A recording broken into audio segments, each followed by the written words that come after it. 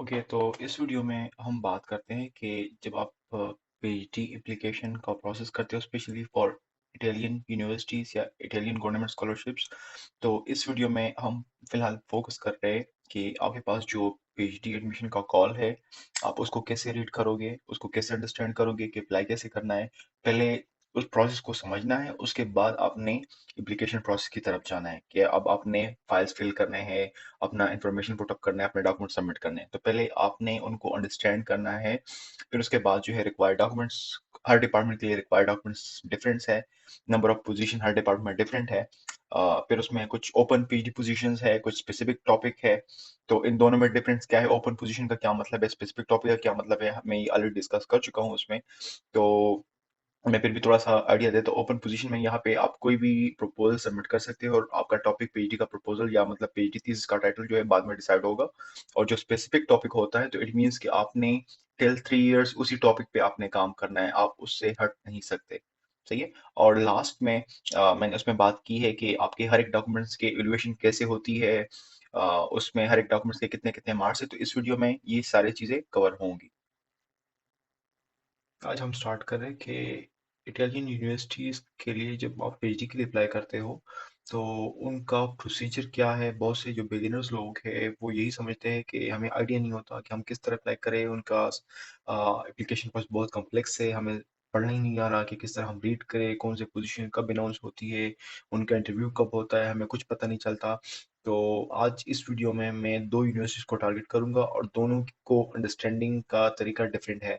तो अगर आपने इन दोनों को समझ लिया तो इट मीन्स कि अभी जितने भी इटालियन यूनिवर्सिटी में पोजीशंस आएंगी तो आपको सबका प्रोसेस समझ आएगा। फॉर एग्जांपल यहाँ पे मैं सर्च करता हूँ यूनिवर्सिटी ऑफ, जो मेरी यूनिवर्सिटी जहाँ पे मैं हूँ अभी फिलहाल, मैं बोलोनिया को करता हूँ पीएचडी कॉल 2025 मैंने लिख दिया है। अभी उसने मुझे जो 2025 का कॉल है वो इधर आएगा। यहाँ पे आप लैंग्वेज वगैरह चेंज कर सकते हो। अभी ये डिफरेंट डिपार्टमेंट्स है जो कि अभी फिलहाल यहाँ पे आपको शो होगा कॉल फॉर एप्लीकेशन ओपन। जब ये क्लोज होगा तो ऑटोमेटिकली यहाँ पे क्लोज का ऑप्शन आ जाता है। सही है, अभी फिलहाल ये ओपन है सारी।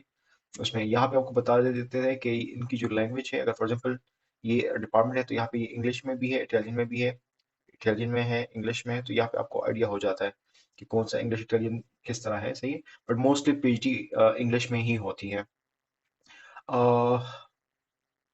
मैं for example let's see for example मैं किसी भी डिपार्टमेंट, चलो कंप्यूटर साइंस में जाते हैं। अब यहाँ पे उसने डिटेल्स दी है। इंजीनियरिंग स्टडीज 41 साइकिल, अभी जो इस ईयर का चल रहा है तो वो 41 साइकिल है अभी। स्कॉलरशिप अमाउंट ये है, अमाउंट में। ओके, अब यहाँ पे आपके पास दो फाइल्स है, एक है कॉल फॉर एप्लीकेशंस और एक है पीएचडी प्रोग्राम टेबल। ये दो सबसे इंपॉर्टेंट चीज़ है। सही है, यहाँ पे फिर नीचे उसने सी फॉर्मेट दी है कि मतलब अगर आपने कंप्यूटर साइंस के डिपार्टमेंट में अप्लाई करना है तो उनके ये सी फॉर्मेट और ये प्रपोजल आप लोगों ने उसी तरीके से फॉलो अप करना है, तब आपको मार्क्स मिलेंगे। वरना आपसे आपके मार्क्स कट सकते हैं या फिर आपको मार्क्स जीरो मिलेंगे। ये जरूरी है, इनकी रिक्वायरमेंट है। मैं फॉर एग्जांपल दोनों डाउनलोड करता हूँ, दोनों फाइल्स। पहले हम दोनों इसको स्टडी करते हैं कि इसमें कौन कौन सी चीजें इंपॉर्टेंट है, कौन कौन सी चीजें नहीं है। मैं क्या करता हूँ, पहले मैं इसको ओपन करता हूँ।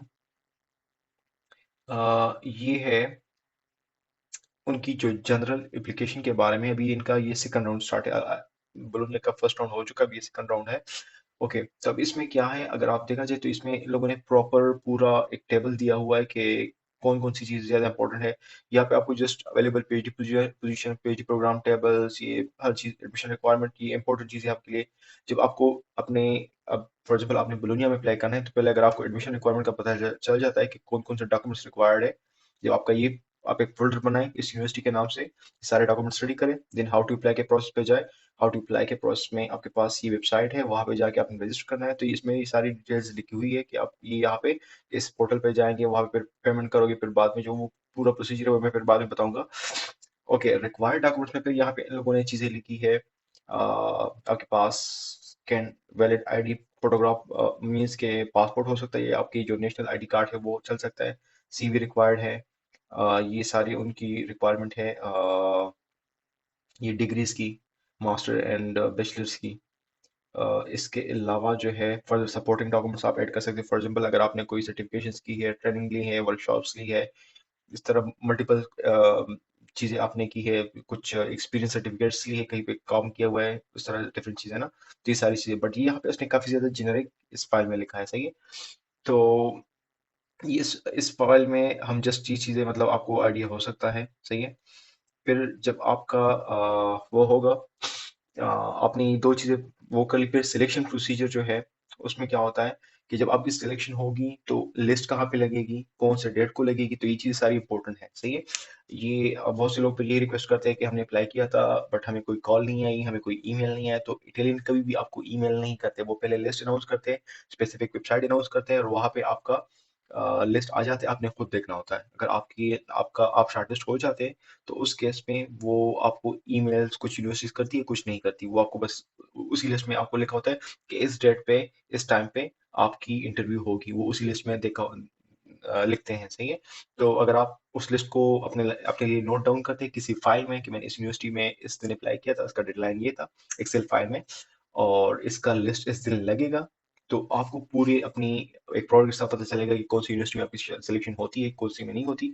इस तरह आपकी एक प्रोग्रेस चलती है, अपनी रिकॉर्ड चलता है कि मतलब आपने कौन कौन सी यूनिवर्सिटी में कब कब अप्लाई किया था, सही है। तो ये सिलेक्शन प्रोसीजर है। सिलेक्शन प्रोसीजर के बाद जो है ये एग्जामिनेशन मींस के आपका जो एग्जाम वगैरह होगा, admission board final ranking list after selection या फिर इंटरव्यू, इंटरव्यू के बाद जो फाइनल रैंकिंग लिस्ट कब लगेगी, जब जो सेलेक्ट हो जाएंगे, फिर उनका एनरोलमेंट प्रोसीजर के सिलेक्शन के बाद, जिनका इंटरव्यू के बाद सिलेक्शन हो जाता है, तो उन लोगों ने फिर क्या करना है।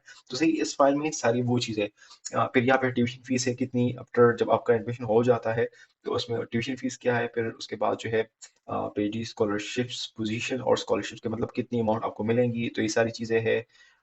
ये डिफरेंट चीजें, बट ये अभी फिलहाल आपको जस्ट ये कुछ चीजों को देखना पड़ेगा, like selection procedure, how to apply, admission requirement.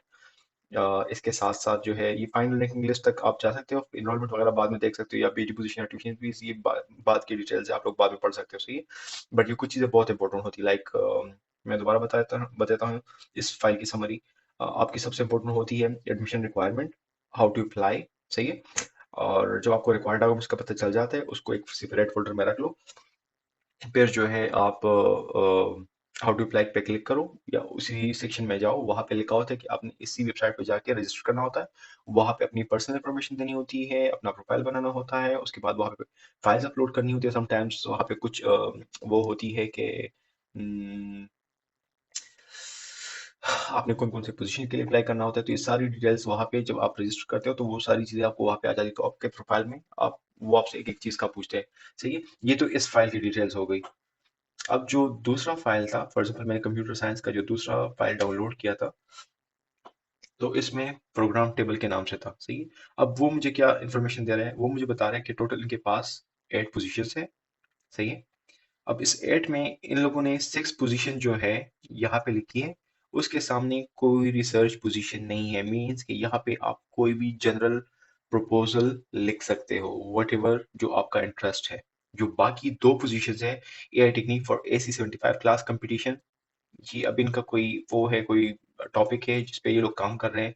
दूसरा है ये एक स्पेसिफिक कंपनी है या जो रिसर्च इंस्टीट्यूट है, वो लोग funded body headquartered in the USA. Okay. Models, techniques, and algorithm for cancer early detection assessment of cancer risk in biological age. तो ये उनकी वो एक रिक्वायरमेंट है। यहाँ पे इन लोगों ने लिखा भी है कि अब जो है इस बार आई थिंक अमाउंट थोड़ा सा इंक्रीज कर लिया इन लोगों ने। ये मतलब टोटल इनके पास ये 8 पोजीशंस है। 6 पोजीशन बिल्कुल ओपन टॉपिक है, आप कोई भी जनरल प्रपोजल सबमिट कर सकते हो, और बाकी ये दो जो है, ये 2 पोजीशन है कि मतलब इस पे स्पेसिफिक अगर हाँ। अब इस दोनों में डिफरेंस क्या है? इन दोनों में डिफरेंस ये है कि अगर फॉर एग्जाम्पल आप इन जनरल पोजीशन में अप्लाई करते हो, फॉर एग्जाम्पल ये 6 पोजीशन है, तो इन 6 पोजीशन पे शायद कोई 50 लोग अप्लाई करते हैं, तो आप उन 50 लोग के साथ कम्पीट करोगे। अगर यहाँ पे आप इस पोजीशन पे अप्लाई करोगे और एप्लीकेशन प्रोसेस में आपसे पूछते हैं कि आपने कौन से पोजीशन पे अप्लाई करना है, तो अगर फॉर एग्जांपल आप ये 8 पोजीशन वहाँ पे क्लिक करते हो, तो फिर इस पोजीशन पे जितने लोगों ने अप्लाई किया है, या फिर फॉर एग्जांपल जिसने प्रायोरिटी शो की है कि मैं इस प्रोजेक्ट में भी इंटरेस्टेड हूँ, अगर उन लोगों ने एप्लीकेशन प्रोसेस पे रजिस्ट्रेशन के बाद पूछा है, तो आपने जस्ट उनके साथ कम्पीट करना है। शायद मे बी 2 बंदों ने इसके लिए प्रपोजल लिखा होगा, मे बी शायद 2 बंदों ने जस्ट चॉइस लिखी होगी कि मैं इस प्रोजेक्ट में इंटरेस्टेड हूँ, शायद 10 भी हो सकते हैं, तो फिर आपका कंपटीशन जस्ट उन 10 लोगों के साथ होगा, सही है। तो ये इन दोनों में डिफरेंस है। तो अगर फॉर एग्जाम्पल आप स्पेसिफिक प्रपोजल बनाते हो इस टॉपिक पे, तो आपके चांसेस फिर बढ़ जाते हैं, सही है। ओके, यहाँ पे अब इन लोगों ने जो मैं आपको बता रहा था कि जो इम्पोर्टेंट चीज़ है कि आप एक एक्सेल फाइल बनाएं, उसके बाद आप वहाँ पे यूनिवर्सिटी का नाम लिख के उसका डेडलाइन लिख के कि डेडलाइन क्या है, और अब रिजल्ट कब अवेलेबल होगा, तो इस डेट को ये मेंशन करें कि इस डेट को रिजल्ट आएगा। अब ओरल एग्जामिनेशन कब होगा, तो वो डेट भी मेंशन करें कि आपको पहले से पता हो। सही है, स्टार्टिंग डेट ये है और अवेलेबल इस डेट को होगा। सही है। दूसरा जो यहाँ पे सबसे इम्पोर्टेंट चीज़ है, इन लोगों ने आइडेंटिटी डॉक्यूमेंट, रिक्वायर्ड डॉक्यूमेंट्स का दोबारा यहाँ पे जिक्र किया है। सीवी मांगी है, सीवी की फॉर्मेट ऑलरेडी इन लोगों ने दी है कि इस फॉर्मेट में सीवी होगी, उसकी डिटेल्स है और क्या क्या चीज़ें होंगी। डिग्री उस स्पेसिफिक फॉर्मेट के अलावा आप लोग जो है, जो मैंने वीडियो बनाई थी यूरोपास सीवी के बारे में, तो आप वहाँ से भी हेल्प ले सकते हो कि सीवी में चीज़ें किस तरह पुटअप करनी है, क्या क्या लिखना है, किस तरह लिखना है। रिसर्च पोजीशन अगर आपने कहीं पे, मतलब रिसर्च जॉब कहीं पे की है या रिसर्च असिस्टेंट की जॉब का कहीं पे की है, तो उसकी पॉइंट्स किस तरह लिखने हैं। टीचिंग अगर आपने की है तो उसके पॉइंट्स किस तरह लिखने हैं, क्योंकि इन सब के आपको अलग अलग पॉइंट्स मार्क्स मिलेंगे। तो ये सारी चीज़ें मैंने ऑलरेडी उस सीवी के बारे में भी जिक्र किया, बट अगर उन लोगों ने कोई स्पेसिफिक फॉर्मेट नहीं मांगा किसी स्पेसिफिक यूनिवर्सिटी में, इटालियन यूनिवर्सिटी में, तो आप फिर जो है, जो मैंने सीवी बनाई थी यूरोप पास, अगर आप लोग सर्च करें सीवी कैसे बनाएं 2025 में, भी शायद टॉप पे तो नहीं आएगा ऑब्वियसली। बहुत से लोग हैं जो कि उन लोगों ने वीडियोस बनाई है, बट हाँ, ये मतलब इस पे है। तो इसमें मैंने काफ़ी ज़्यादा डिटेल से मैंने ये वीडियो बनाई है। और ये सीवी इवन यहाँ पे इटालियन प्रोफेसर ने भी रिव्यू किया था कि इसमें आपके ये मिस्टेक्स, इसको क्लियर कर लो। तो इस वजह से मैंने फिर उसी फॉर्मेट को लेके वो किया था। तो आप भी इस फॉर्मेट को फॉलो अप कर सकते हो, इसको देख सकते हो। इसके अलावा आप फिर अगर फॉर एग्जाम्पल बाकी कोर्स में अगर उन लोगों ने कोई मोटिवेशनल लेटर मांगा है, तो मोटिवेशनल लेटर जनरल मैंने इस वीडियो में जिक्र किया हुआ है। और ये एक पर्सनल लेटर का मैंने यहाँ पे काफ़ी ज़्यादा जिक्र किया हुआ है। तो ये तीन मैंने किस वो किए मोटिवेशनल लेटर, स्पेशली मैंने डिज़ाइन किया था मेरी क्यूरी के लिए, जिसपे एक पर्सन का इंटरव्यू तक हुआ था। इंटरव्यू का फिर बाद में अलग वो चीज़ है कि इंटरव्यू आपने खुद कैसे क्लियर करवाना है, बट एक लेटर मैंने उनका रिव्यू किया था। तो आप भी इस लेटर, इन दोनों लेटर्स को देख सकते हो कि मोटिवेशनल लेटर आप लोगों ने किस तरह डिज़ाइन करना है। तो स्पेशली ये वाला जो है, ये मेरी क्यूरी के लिए भी है या फिर जनरल किसी के लिए भी है। तो आप उनके अकॉर्डिंग अपना मोटिवेशन लेटर लिख सकते हो। और ये बिल्कुल जेनेरिक के मोटिवेशन लेटर आप किस तरह लिखते हो। तो ये तीन चीजें जो है, यहाँ पे ये आपको हेल्प आउट कर सकती है इवैल्यूएशन में, स्पेशली सीवी। और ये तीन वीडियो जो है मैंने, मतलब तीन डिफरेंट सैंपल्स, ये एक जेनेरिक है, ये मेरी क्यूरी स्कॉलरशिप के लिए मोटिवेशन लेटर है। ये फिर पर्सनल लेटर, समटाइम्स कुछ यूनिवर्सिटी जो है पर्सनल लेटर का पूछती है कि आप लोग पर्सनल लेटर लिख लो। सही है। तो ये तीन तीन वीडियोस ये है, और एक ये सीवी के बारे में मैंने अपलोड किया था। तो ये आपको, आपके लिए काफी ज्यादा हेल्पफुल रहेगी इटालियन या किसी भी यूरोपियन स्कॉलरशिप के लिए। तो आप इनको फॉलो अप कर सकते हो, इनको देख सकते हो। डिग्रीज रिक्वायर्ड है, जो कि वहाँ पे जो पहला फाइल था उसमें R3 कॉल फॉर एप्लीकेशंस के सेक्शन में डिटेल्स डिग्री के बारे में लिखा है। रिसर्च प्रपोजल, इन लोगों ने यहाँ पे कुछ पॉइंट्स लिखे हैं, जिसके थ्रू आप अपना रिसर्च प्रपोजल इसको फॉलो अप करोगे तो आपको मार्क्स मिलेंगे। सही है। यहाँ पे it will include state of the art, description, research proposal, expected result, articulation of the proposal and implementation time and references. बाकी यहाँ पे आप डिटेल्स पढ़ सकते हो, वट जो भी है। थीसिस एब्स्ट्रैक्ट, अच्छा, यहाँ पे इन लोगों ने स्पेसिफिक रिक्वायरमेंट लिखी, अब कैन नॉट बी एक्सीड। आपने जो थीसिस लिखी है एमएस के थीसिस लिखे, तो आप उनके 5000 करेक्टर्स आप इंक्लूड कर सकते हो in the form of summary. मतलब ये अगर इन लोगों ने फुल थीसिस मांगा होता तो आप फुल थीसिस सबमिट कर सकते हो, बट यहाँ पे उन लोगों ने जस्ट थीसिस एब्स्ट्रैक्ट मींस कि आप अपने थीसिस का जो एमएस थीसिस है उनकी समरी पुट अप कर सकते हो यहाँ पे, और not more than this, including space formula possibly use the above figure does not include a title of the thesis। ये चीजें इंक्लूड नहीं होंगी, बाकी जो है आपके सारी चीजें इंक्लूड होंगे। Reference letter, no more than 3 reference letters, mostly 2 enough है।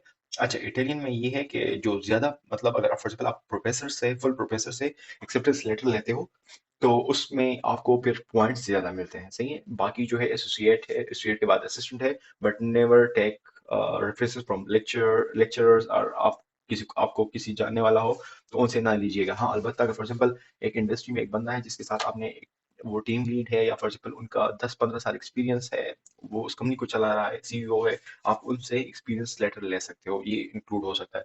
पब्लिकेशंस है, उनकी रिक्वायरमेंट है कि इस पे आपको मार्क्स मिलेंगे।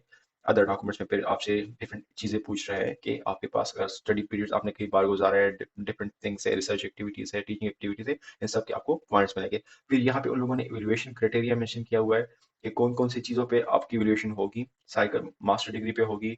आ, दूसरा ये कि फाइनल थीसिस और जो आपने जिस पोजीशन के लिए अप्लाई किया है उनकी कितना लिंक है एक दूसरे के साथ, उस पे 10 पॉइंट्स उनके हैं। पब्लिकेशन के 5 पॉइंट्स है, CV, reference letter and other qualifications के 10 पॉइंट्स है, रिसर्च प्रपोजल के 15 पॉइंट्स है। तो सबसे ज्यादा पॉइंट्स रिसर्च प्रपोजल के है। और जो ओरल एग्जामिनेशन होगा तो उसके टोटल 50 पॉइंट्स है। ये 2 पॉइंट्स, एक आपकी 10 पॉइंट जो है इंग्लिश की है, और दूसरा जो है ये आपका जो रिसर्च टॉपिक है, प्रेजेंटेशन है, जनरल नॉलेज है उस टॉपिक के बारे में, तो 40 पॉइंट्स उसमें है। यहाँ पे प्लस पॉइंट में आपको एक टिप दूंगा इंटरव्यू के टाइम, कि जितना स्लो बोलेंगे बोलेंगे आप, उनको उतना इजीली समझ आएगी। सही है? तो ये एक पॉइंट है जिसको आपको समझना चाहिए। यहाँ पे इनकी रिक्वायरमेंट ये है कि इन पॉइंट्स में से जिसने मिनिमम 30 अचीव कर लिए वो एलिजिबल हो जाएगा, वो इंटरव्यू के लिए आएगा। ये मैटर नहीं करता कि 30 से पहले, मतलब अगर फॉर एग्जाम्पल 50 से 10 लोगों ने 40 लिए, नहीं पहले वो लोग शॉर्टलिस्ट हो गए, नहीं। 30 से 50 के दरमियान जितने भी स्टूडेंट्स होंगे इन सबको शॉर्टलिस्ट किया जाएगा, सबकी इंटरव्यूज होंगी, फिर इंटरव्यूज के मार्क्स काउंट होंगे, दोनों को कंबाइन मिला के ये लोग फिर फाइनल लिस्ट डिसाइड करते हैं। तो ये इनकी एक रिक्वायरमेंट है, इसके अलावा और कोई इस तरह चीज नहीं है।